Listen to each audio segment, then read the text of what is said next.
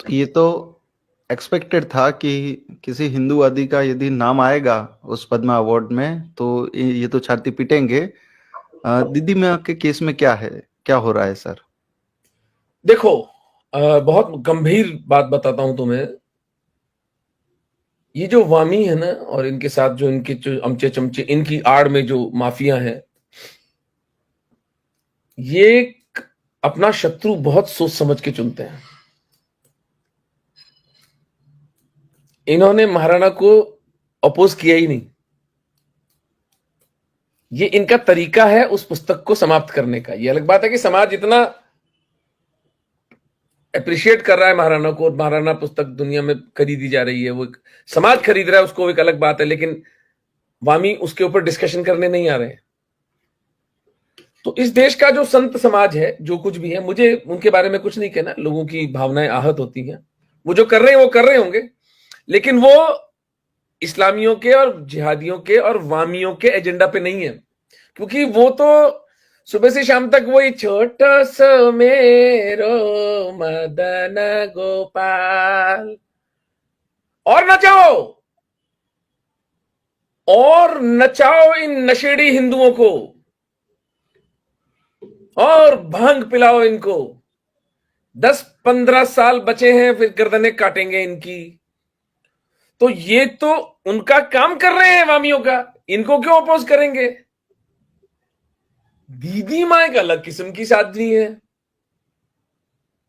वो जब पाकिस्तानी हिंदुओं के लिए काम करती हैं, वो जब एक अनाथ आश्रम के रूप में, वात्सल्य ग्राम के रूप में एक अनाथ आश्रम चलाती हैं, तो वो सच्ची धर्म की सेवा कर रही हैं। दीदी माँ जैसी 1 दर्जन साधु इस देश में हो जाए, 10 साल में माफिया खत्म भैया। मास स्केल पे घर वापसी हो जाएगी। तुमने देखा किसी ने इनमें से एक पूरी इंस्टीट्यूशन की सड़ांध बता रहा हूं, जो समाज हमारे को मार्गदर्शन देता था, जो जो गुरु रामदास छत्रपति शिवाजी को गढ़ते थे, जो गुरु राघवेंद्र महाराणा प्रताप को बनाते थे,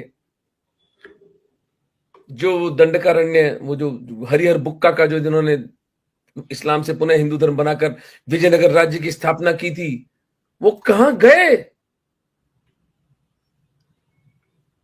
वो कहां गए संत? तो वामियों के लिए दीदी माँ एक शत्रु है, जिनकी इमेज को डिस्ट्रॉय करना उनके लिए बहुत आवश्यक है। इसलिए घिसी पिटी झूठ मतगढ़ंत, लिबरहन कमीशन में नाम था। अबे लिबरहन कमीशन में नाम था, लेकिन फिर उसके बाद में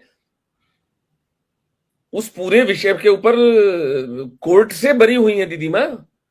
लेकिन नहीं, इतने निर्लज्ज हैं कि उसको दोहराए चले जाएंगे।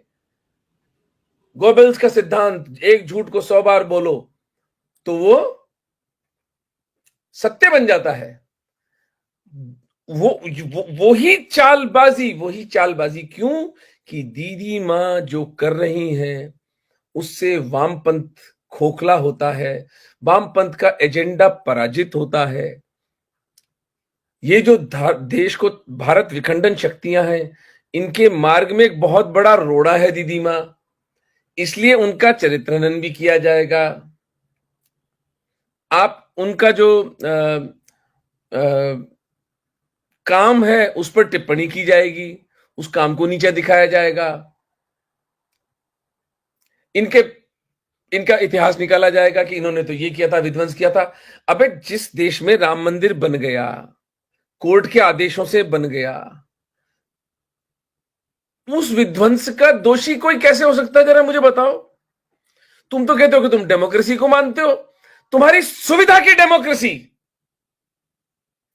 जब इस डेमोक्रेसी ने राम मंदिर चाहा, तो ये डेमोक्रेसी तुम्हें कहा ब्रूट मेजॉरिटी।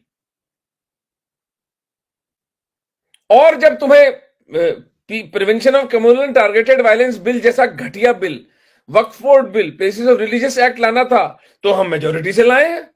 ये बड़ी सुविधा की डेमोक्रेसी है यार।